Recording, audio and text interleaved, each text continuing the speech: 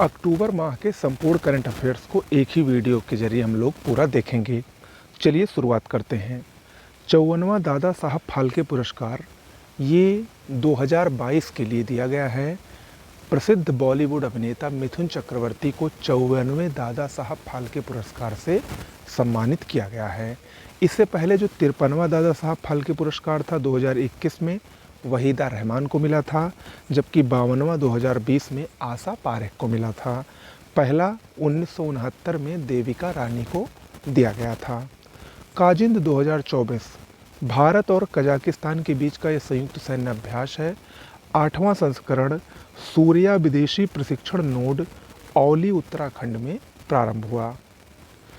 आरती सरीन ये सशस्त्र बल चिकित्सा सेवा की महानिदेशक नियुक्त हुई हैं और ये महानिदेशक नियुक्त होने वाली पहली महिला बनी हैं।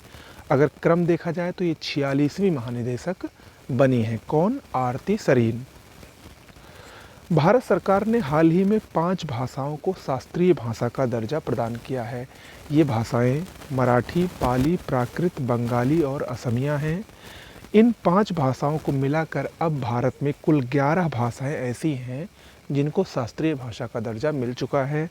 सबसे पहली भाषा तमिल थी, जिसको 2004 में शास्त्रीय भाषा का दर्जा मिला।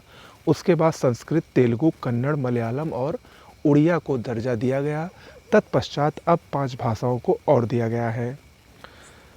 आगे बढ़ते हैं। भारत 2025 में पहली बार खो खो विश्व कप की मेज़बानी करने जा रहा है। असम ये राज्य चर्चा में रहा क्योंकि यहाँ के 8 उत्पादों को जीआई टैग प्राप्त हुआ है। ये उत्पाद कौन कौन से हैं इसको देख लीजिए। बोडो जो ग्वरड़, मैब्र जो बिडवी और बोडो जो गिशी, ये तीनों उत्पाद चावल की बियर किस्में हैं, इनको जीआई टैग दिया गया है। बोडो नफाम एक प्रकार का मछली व्यंजन है।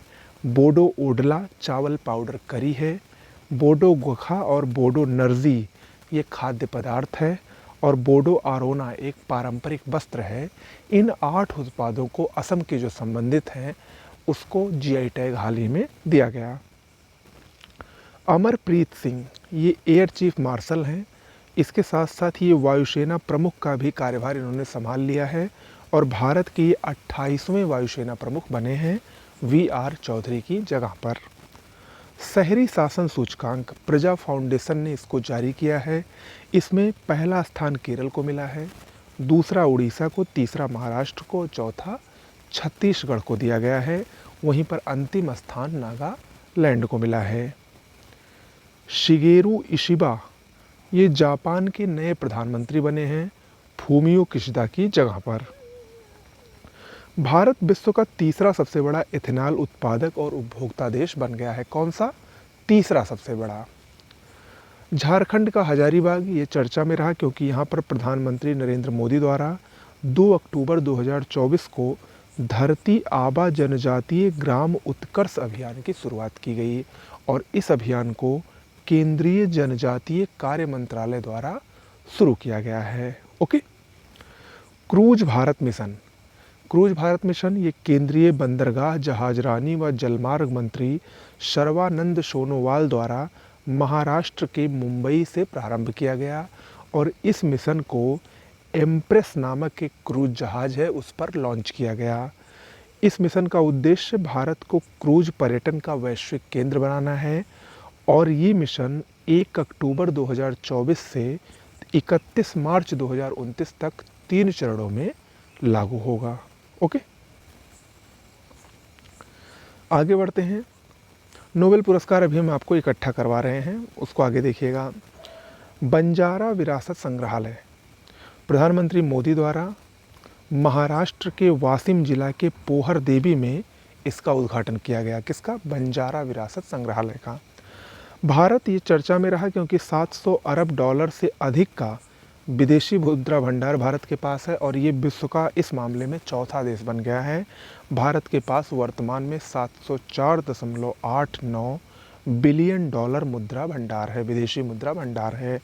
भारत से पहले जो 3 सबसे अधिक विदेशी मुद्रा भंडार वाले देश हैं उसमें टॉप पर चीन है, फिर दूसरे नंबर पर जापान, तीसरे पर स्विट्ज़रलैंड और चौथे पर भारत है।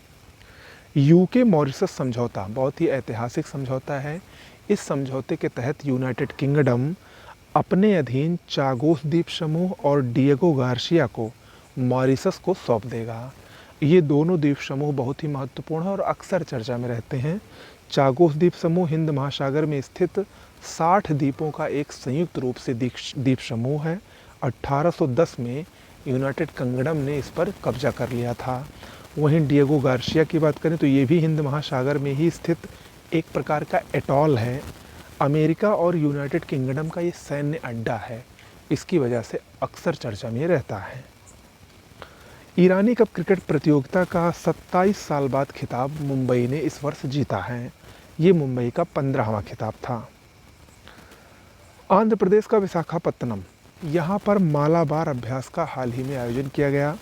8 अक्टूबर से 18 अक्टूबर तक। आपको बता दें, मालाबार अभ्यास 4 देशों के बीच में होता है, भारत, अमेरिका, जापान और ऑस्ट्रेलिया। 1992 से इस अभ्यास को प्रारंभ किया गया था। तब ये द्विपक्षीय था, भारत और अमेरिका के बीच में ही होता था, लेकिन 2015 में जापान की एंट्री से ये त्रिपक्षीय हो गया और 2020 में जब ऑस्ट्रेलिया ने इसमें एंट्री ली तो ये क्वाड अभ्यास बन गया, यानी 4 देशों के मध्य ये अभ्यास होने लगा। केरल के कन्नूर में भारत की पहली सुपर कैपेसिटर विनिर्माण सुविधा की स्थापना की जा रही है। कहाँ पर? केरल में, कन्नूर जिले में। मिडोरी पुरस्कार 2024, ये जैव विविधता संरक्षण का एक प्रतिष्ठित पुरस्कार है। 2010 से इसको प्रारंभ किया गया था। इस वर्ष ये 2 लोगों को दिया गया है, कजाकिस्तान की वेरा वोरोनावा और पेरू के इसाबेल ए काल्डेरोन कार्लोस। इन दोनों लोगों को संयुक्त रूप से मिडोरी पुरस्कार से सम्मानित किया गया है और इनको ये पुरस्कार जैव विविधता कन्वेंशन, जो कि COP16 है, कैली कोलंबिया में होना है, उसमें ये पुरस्कार इनको दिया जाएगा। ग्लोबल एलीट कार्ड, ये ताइवान ने जारी किया है, लॉन्च किया है। क्यों? बढ़ती श्रम की कमी के कारण कुशल विदेशी पेशेवरों को आकर्षित करने के लिए ग्लोबल एलीट कार्ड ताइवान द्वारा लॉन्च किया गया है। वेटेक्स 2024, ये क्या है? 26वीं जल ऊर्जा प्रौद्योगिकी और पर्यावरण प्रदर्शनी है। यूनाइटेड अरब अमीरात के दुबई वर्ल्ड ट्रेड सेंटर में इसका आयोजन हाल ही में किया गया। आगे बढ़ते हैं। नोबेल पुरस्कार को यहाँ पर इकट्ठा हम लोग देखेंगे। 6 क्षेत्रों में नोबेल पुरस्कार दिए जाते हैं। फिजिक्स, भौतिकी का 2024 का नोबेल पुरस्कार 2 वैज्ञानिकों को दिया गया है। जॉन जे हॉपफील्ड, ये अमेरिका के हैं, जेफरी हिंटन ब्रिटिश के हैं। इन दोनों को आर्टिफिशियल इंटेलिजेंस के विकास में अग्रणी कार्य के लिए नोबेल पुरस्कार से सम्मानित किया गया है। जो वहीं मेडिसिन या चिकित्सा का नोबेल पुरस्कार भी 2 वैज्ञानिकों को दिया गया है, दोनों अमेरिका के हैं, वी एम्ब्रोस और गैरी रुवकुन। इनको जीन गतिविधि को नियंत्रित करने के लिए माइक्रो आरएनए की खोज करने के लिए चिकित्सा के नोबेल से सम्मानित किया गया है। रसायन के नोबेल की बात करें तो ये 3 वैज्ञानिकों को दिया गया है। अमेरिका के डेविड बेकर, ब्रिटेन के डेविस हसाबिस और अमेरिका के जॉन एम जम्पर को ये पुरस्कार दिया गया है। डेविड बेकर ने कंप्यूटेशनल प्रोटीन डिजाइन के लिए पुरस्कार जीता, जबकि इन दोनों ने संयुक्त रूप से अमीनो एसिड अनुक्रमों से प्रोटीन संरचनाओं की भविष्यवाणी करने के लिए इस पुरस्कार को जीता। साहित्य का नोबेल, लिटरेचर का नोबेल, ये दक्षिण कोरिया की हांगकांग को दिया गया है और ये साहित्य का नोबेल पाने वाली पहली एशियाई महिला बनी है अब तक के इतिहास में। कौन? हांगकांग। शांति का नोबेल एक जापानी संगठन को दिया गया है जिसका नाम है निहोन हिंडाक्यो। परमाणु हथियारों से मुक्त विश्व बनाने के प्रयासों के लिए इस जापानी संगठन को 2024 का शांति का नोबेल पुरस्कार दिया गया है। वहीं अर्थशास्त्र का नोबेल इस बार 3 लोगों को दिया गया है। डारोनो एशमोगलू, ये तुर्की अमेरिकी हैं। साइमन जॉनसन ब्रिटेन के अर्थशास्त्री हैं, जबकि जेम्स रॉबिन्सन ये ब्रिटिश अमेरिकी अर्थशास्त्री हैं। इन तीनों को संयुक्त रूप से किसी देश को अमीर या गरीब बनाने में यूरोपीय उपनिवेशवाद की भूमिका पर शोध करने के लिए अर्थशास्त्र का नोबेल प्रदान किया गया है। ओके। वाराणसी की काशी में भारत के पहले हिंदी भाषा संग्रहालय की स्थापना की जाएगी। ये भाषा को समर्पित पहला म्यूजियम, पहला संग्रहालय होगा। जैनिक सिनर इटली के ये टेनिस खिलाड़ी हैं। इन्होंने एटीपी संघाई मास्टर्स 1000 टेनिस खिताब जीत लिया है। डीजी परमेश शिवमणि भारतीय तटरक्षक बल के 26वें महानिदेशक नियुक्त हुए हैं। राकेश पाल की मृत्यु के बाद इनको नया महानिदेशक नियुक्त किया गया है। राष्ट्रीय जल पुरस्कार 2024 पाँचवां संस्करण हाल ही में केंद्रीय जल शक्ति मंत्रालय द्वारा ये पुरस्कार प्रदान किए गए। सर्वोत्तम राज्य श्रेणी का पुरस्कार ओडिशा को मिला है, वहीं दूसरे नंबर पर उत्तर प्रदेश रहा। सर्वोत्तम ग्राम पंचायत श्रेणी का पुरस्कार पुल्लमपारा को दिया गया है, जो कि केरल के तिरुवनंतपुरम जिले में स्थित है। वहीं शहरी स्थानीय निकाय श्रेणी का पुरस्कार गुजरात के सूरत जिले को मिला है। दूसरा स्थान उड़ीसा के पुरी को दिया गया है। इंडिया मोबाइल कांग्रेस 2024 8वां संस्करण प्रधानमंत्री मोदी द्वारा नई दिल्ली में इसका उद्घाटन किया गया। इसका विषय था भविष्य अभी है। ICC player of the month सितंबर 2024 के लिए ICC player of the month का पुरस्कार महिला में इंग्लैंड की टैमी ब्यूमोंट ने जीता, जबकि पुरुषों में श्रीलंका के कामिंडो मोंडेस ने ये पुरस्कार जीता। आगे बढ़ते हैं। गुजरात का लोथल, जो कि भोगवा नदी के तट पर स्थित है, चर्चा में है क्योंकि कैबिनेट द्वारा समुद्री विरासत परिषद के विकास को मंजूरी दी गई है और उसका लगभग 60% कार्य पूर्ण भी हो चुका है। लद्दाख में विश्व के सबसे ऊंचे इमेजिंग चेरेनकोव टेलीस्कोप, जिसका नाम है मेश यानी मेजर एटमॉस्फेरिक चेरेनकोव एक्सपेरिमेंट, इस वेधशाला का उद्घाटन लद्दाख में किया गया। 4300 मीटर की ऊंचाई पर स्थित है। भाभा एटॉमिक रिसर्च सेंटर द्वारा इसको बनाया गया है। माउंट धौलागिरी ये चर्चा में रहा क्योंकि हाल ही में 5 रूसी पर्वतारोहियों की चढ़ाई के दौरान मृत्यु हो गई थी। ये पर्वत नेपाल में स्थित है और ये विश्व का 7वां सबसे ऊंचा पर्वत है। 8167 मीटर इसकी ऊंचाई है। लाओस पीडीआर, यहाँ पर प्रधानमंत्री मोदी की 2 दिवसीय यात्रा इस देश में उन्होंने की, इसी वजह से ये चर्चा में रहा। और यहाँ पर प्रधानमंत्री मोदी ने 21वें आसियान भारत शिखर सम्मेलन और 19वें पूर्वी एशिया शिखर सम्मेलन में भाग लिया। यहीं पर उन्होंने रामायण का लाओ संस्करण फलक फालम, जिसका नाम है, वो भी उन्होंने देखा। ग्लोबल हंगर इंडेक्स 2024 भुखमरी सूचकांक मोस्ट इम्पॉर्टेंट है ये। आयरलैंड की कंसर्न वर्ल्ड वाइड और जर्मनी की वेल्थुंगर हिल्फ नामक संस्था द्वारा संयुक्त रूप से इसको जारी किया गया। 2024 में कुल 127 देशों की रैंकिंग की गई। 2024 की रिपोर्ट 19वीं रिपोर्ट है। इसमें 0 से लेकर 100 तक गणना की जाती है। 0 जिसका स्कोर होता है वो सबसे अच्छा माना जाता है, यानी वहाँ पर भुखमरी बिल्कुल नहीं है। और जिसका स्कोर 100 होता है जिस देश का, वो सबसे खराब माना जाता है, यानी वो भुखमरी का शिकार है। 4 संकेतकों पर आधारित है ये: अल्प पोषण, बाल दुर्बलता, बाल बौनापन और बाल मृत्यु दर। अगर हम बात करें ग्लोबल हंगर इंडेक्स की प्रदर्शन की, तो सबसे बढ़िया प्रदर्शन जो रहा वो बेलारूस का रहा नंबर 1 पर। नंबर 2 पर बोस्निया हर्जेगोविना, नंबर 3 पर चिली और नंबर 4 पर भारत का पड़ोसी देश चीन रहा। वहीं सबसे खराब प्रदर्शन यानी सबसे भूखे देश पूरे विश्व में सोमालिया को सबसे अंतिम स्थान दिया गया है, 127वां, और यमन को 126वां स्थान दिया गया है। भारत के प्रदर्शन की बात करें तो भारत को 105वां स्थान मिला है। 2023 में भारत को 111वां स्थान मिला है, यानी भारत ने अपने प्रदर्शन में कुछ सुधार किया है। भारत का GHI स्कोर यानी ग्लोबल हंगर इंडेक्स स्कोर 27.3 है। भारत को भूख की गंभीर श्रेणी में रखा गया है, पाकिस्तान और अफगानिस्तान के साथ। भारत के पड़ोसी देशों की रैंकिंग की बात करें तो बांग्लादेश को 84वां स्थान, नेपाल को 68वां स्थान, श्रीलंका को 56वां और पाकिस्तान को 109वां स्थान दिया गया है। इस रिपोर्ट के अनुसार विश्व में 733 मिलियन लोग भूखमरी का सामना कर रहे हैं। आईसीसी महिला T20 विश्व कप 2024 बांग्लादेश और यूनाइटेड अरब अमीरात की सह मेज़बानी में 3 से 20 अक्टूबर 2024 के बीच में खेला गया। 10 टीमें इसमें शामिल हुईं और ये 9वां T20 महिला विश्व कप था। इसकी विजेता न्यूजीलैंड बनी। फाइनल में दक्षिण अफ्रीका को हराकर न्यूजीलैंड ने पहली बार आईसीसी महिला T20 विश्व कप का खिताब अपने नाम किया। प्लेयर ऑफ द मैच और प्लेयर ऑफ द टूर्नामेंट का पुरस्कार न्यूजीलैंड की ऑलराउंडर अमेलिया केर को दिया गया। आईसीसी T20 महिला विश्व कप में अब तक की सबसे सफल टीम ऑस्ट्रेलिया है, जिसने 6 बार खिताब जीता है। 1 बार वेस्ट इंडीज़ ने, 1 बार इंग्लैंड ने और अब 1 बार न्यूजीलैंड ने खिताब जीता है। आगामी जो T20 विश्व कप महिलाओं का 2026 में होगा वो इंग्लैंड की मेज़बानी में होगा। विजया रहाटकर ये राष्ट्रीय महिला आयोग की 9वीं अध्यक्ष नियुक्त हुई हैं रेखा शर्मा की जगह पर। राष्ट्रीय महिला आयोग की बात करें तो ये एक वैधानिक निकाय है।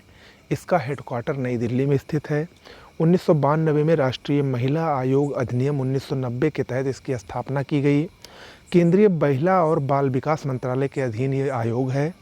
इसमें एक अध्यक्ष, 5 सदस्य और एक सचिव सदस्य होते हैं। 5 सदस्यों में एक SC और एक ST जाति का होना चाहिए। इन सभी का कार्यकाल 3 वर्ष या 65 वर्ष की आयु जो पहले हो वो होता है। पहली अध्यक्ष राष्ट्रीय महिला आयोग की जयंती पटनायक थीं। आरोहा 2024 हाल ही में भारत के मुख्य न्यायाधीश DY चंद्रचूड़ द्वारा इसका नई दिल्ली में उद्घाटन किया गया। ये क्या है? पहला अंतर्राष्ट्रीय समग्र आयुर्वेद हेतु अनुसंधान व वैश्विक अवसर की प्रगति है। आरोहा केंद्रीय आयुष मंत्रालय के तहत एम्स नई दिल्ली में इसको आयोजन किया गया। इसका विषय था समग्र आयुर्वेद हेतु अनुसंधान में उन्नति व वैश्विक अवसर। इसमें Japan, Australia, Germany, Sri Lanka, Argentina और कोलंबिया ने भी भाग लिया। मॉरिशस ये भारत सरकार के IDEAS यानी भारतीय विकास और आर्थिक सहायता योजना के तहत रुपया ऋण प्राप्त करने वाला पहला देश बना है।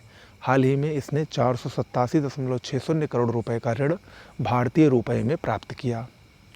निकिता पोरवाल ये फेमिना मिस इंडिया 2024 बनी है। मध्य प्रदेश की रहने वाली हैं। काजीरंगा राष्ट्रीय उद्यान असम में स्थित है। ये भारत का दूसरा सबसे बड़ा तितली विविधता केंद्र घोषित किया गया है। इसमें कुल 446 तितली की प्रजातियां पाई गई हैं। अगर हम पहला बात करें तो पहला है नामदफा राष्ट्रीय उद्यान जो कि अरुणाचल प्रदेश में स्थित है। राजकुमार हिरानी फिल्म निर्माता हैं। राष्ट्रीय किशोर कुमार पुरस्कार से इनको हाल ही में सम्मानित किया गया। आर्थिक स्वतंत्रता सूचकांक 2024 फ्रेजर संस्थान द्वारा हाल ही में 165 देशों की रैंकिंग के साथ इसको जारी किया गया। इसमें शीर्ष स्थान हांगकांग को मिला है, नंबर 2 पर सिंगापुर और नंबर 3 पर स्विट्ज़रलैंड को रखा गया है। अंतिम स्थान वेनेजुएला को दिया गया है। भारत का 84वां स्थान है। पिछले वर्ष 2023 में भारत को 87वां स्थान मिला था। युवा संगम पोर्टल शिक्षा मंत्रालय द्वारा एक भारत श्रेष्ठ भारत योजना के तहत इस पोर्टल को लॉन्च किया गया है। श्रीजा अकुला ये विश्व में सर्वोच्च रैंक वाली भारतीय खिलाड़ी बन गई हैं। टेबल टेनिस की बात कर रहे हैं। इनकी 22वीं रैंक है विश्व में और वो किसी भी भारतीय की अब तक की सबसे बेस्ट रैंकिंग है। इन्होंने मनिका बत्रा का रिकॉर्ड तोड़ा है जिनकी सर्वश्रेष्ठ रैंकिंग 24वीं थी। हाल हिंदुस्तान एरोनॉटिक्स लिमिटेड ये भारत की 14वीं महारत्न कंपनी बनी है। मोस्ट इम्पॉर्टेंट है, 1940 में इसकी स्थापना की गई थी। बाला देवी 50 अंतर्राष्ट्रीय गोल करने वाली पहली भारतीय महिला फुटबॉलर बनी हैं। बाला देवी वैश्विक बहुआयामी गरीबी सूचकांक 2024 MPI ये संयुक्त राष्ट्र विकास कार्यक्रम यानी UNDP और ऑक्सफोर्ड गरीबी और मानव विकास पहल द्वारा जारी किया गया। इस रिपोर्ट के अनुसार 1.1 बिलियन लोग गंभीर बहुआयामी गरीबी में जी रहे हैं, जिसमें आधे से अधिक बच्चे हैं, लगभग 584 मिलियन। ओके। समर्थक ये भारतीय नौसेना का पहला बहुउद्देशीय जहाज है। कटुपल्ली में इसको लॉन्च किया गया। लॉर्सन एंड टुब्रो शिपयार्ड द्वारा इसको निर्मित किया गया है। तो ये आपका अक्टूबर महीने का सबसे महत्वपूर्ण जो करंट अफेयर्स थे उसका पूरा एक कंप्लीट वीडियो में मैंने करवा दिया है। मिलते हैं नेक्स्ट वीडियो में कुछ और एक नए टॉपिक के साथ। नमस्कार।